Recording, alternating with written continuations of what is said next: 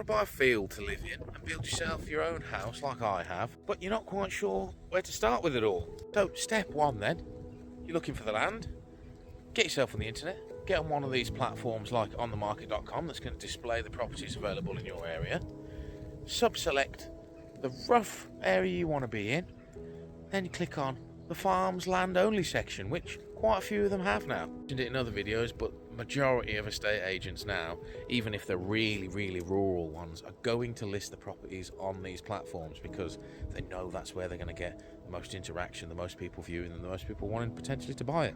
A second option, which is the way to get the really good deals basically, is use Google Maps, use satellite imagery to identify a piece of land in the area you want to be in that looks unfarmed, shall we say. You're looking for a piece of land that on the map is a different colour to everything else, all the other fields around it, and that will indicate that someone hasn't cropped it, hasn't ploughed it, and it's just left it basically. Find a patch that's quite a dark brown, that's a good indication that sort of brambles and thickets have taken over, so that's definitely unused land then. Second step, get yourself on the land registry, identify that same field on the map, drop the pin, which will give you all the details for it, but you'll have to pay £3 a time for each one of those details, whether you want the map or the person who owns its information. And obviously you've got to contact them and see if they are willing to sell the land and then negotiate a price if they are. Sometimes though this is going to be hit and miss because you're going to be contacting people that aren't interested in selling the land, they're just holding on to it and they don't want to do anything with it at that point in time. What should you be looking for when you come to purchase a piece of land? What should the land have already? Well, for most people, they'd love to buy a house already done, a few barns, plenty of acreage for animals, etc. But that's going to be very expensive. So most people are going to want to do it like this, where you buy a field, build all your own stuff. You're basically going to be looking for a few sort of things already on the land if you're coming to get a piece of raw land. And you're primarily going to want to have at least some trees, because I guarantee as soon as you start doing stuff on the outside, you're going to be thinking about a log burner. You're going to be thinking about powering yourself off the material you can produce on site. Real high up on the importance list is having access to it as well. Believe it or not, a lot of pieces of land are landlocked, they call it. So basically you can't access it unless you're going across someone else's land. Ideally you want a piece of road frontage, or at least a solid right of way on the deeds.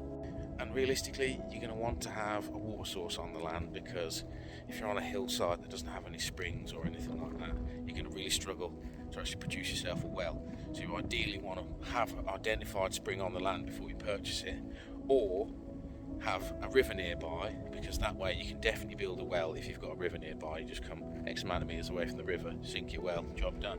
Now this is a sort of an ideal world one. You would want your property south facing, because that way you're going to be able to make the maximum from all the sunlight. For me, I'm in a rolling hills area and I'm just on the north side of a hill, but I managed to get full sun because there's no mountainous region in front of me blocking any light. The worst I've got is a bit of woods over there that blocks some light on the house and stuff, but almost all the panels are on here and on the livestock house down the bottom, which are in complete sunlight all day long. And again, on this power front, looking for a piece of land that's got a steady stream on it, or is on a hydropower that gets prevailing winds, you're going to be able to provide yourself opportunities to power yourself for free after you've paid for the infrastructure, obviously. Hydropower is your best bet, so if you can get a small little valley with a stream on it or something, you're pretty much good to go for power then.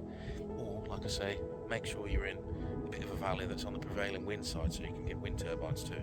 Now, if you're planning on doing it in a similar fashion to me, and starting the small farm, because you want to have animals and you just want to live in the countryside, work in the countryside, then you're probably going to want to pick a piece of land that has got a good amount of grassland with it, as well as the woods.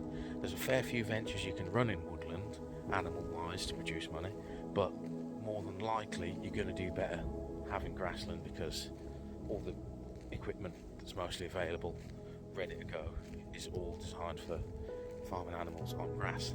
Stuff like pigs and chickens you can get away with, although a lot of people seem to think that chickens do really well in woods.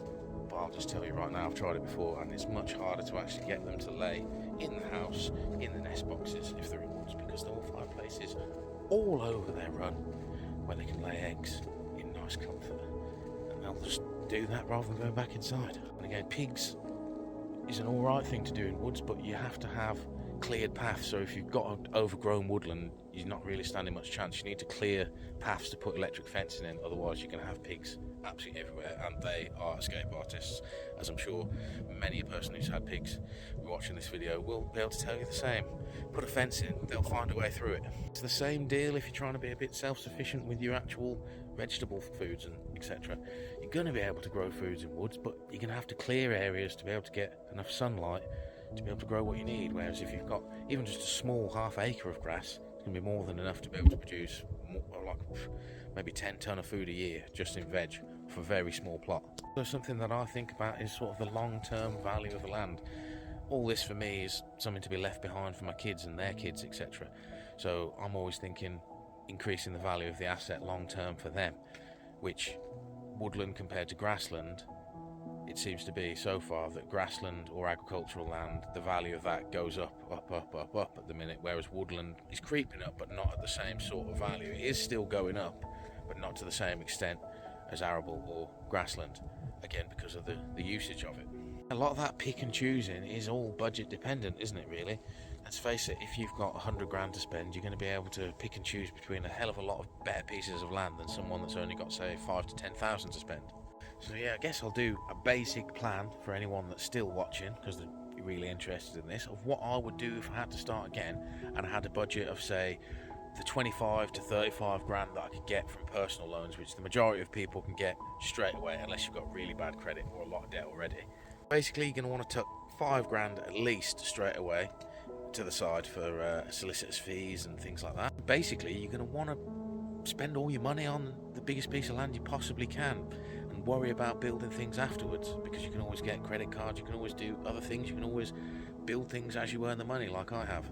Then once I've got the land, I would move a small caravan, nothing obnoxious, onto the land straight away and put up a little tiny shed, maybe a 6 foot by 10 foot shed, nothing special.